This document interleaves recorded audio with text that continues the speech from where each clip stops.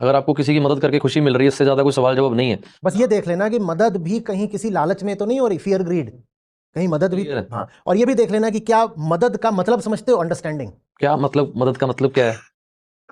दिलचस्प हो रहे हैं आपके साथ सवाल ना।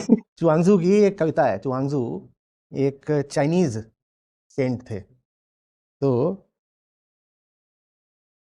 एक जबरदस्त चिड़िया मिली वहां के एक राजा को, जबरदस्त चिड़िया, ऐसी चिड़िया जो राज्य में देखी नहीं गई चीन में कभी।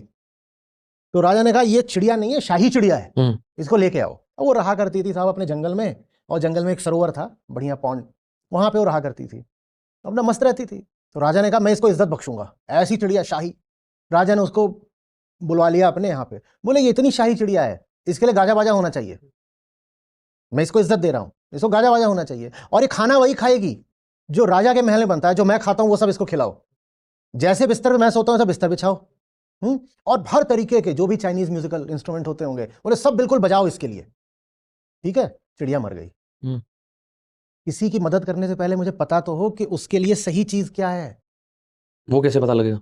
अपना अहंकार छोड़ के, हमको लगता है जो मेरे लिए सही है वही उसके लिए सही है, हमको लगता है जो मेरी नजर में सही है वो उसके लिए सही है, और मेरे लिए क्या सही है यही मुझे नहीं आज तक पता चला। एक एक माँ बाप लगा रहता है कि मैं अपने बच्चे के लिए कुछ सही कर दूं, माँ बाप को जिंदगी में अपनी ये पता चला उनके लिए क्या सही है, माँ बाप ये तो कभी जान नहीं पाए उनके लिए क्या सही है, तो बच्चे के लिए क्या सही है उन्हें कैसे पता?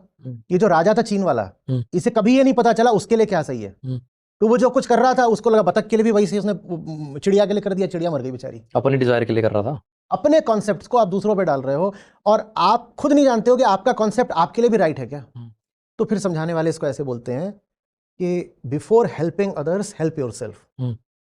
जो ये जान गया कि उसके लिए क्या ठीक है, सिर्फ वही ये जान सकता है कि दूसरे के लिए क्या ठीक है।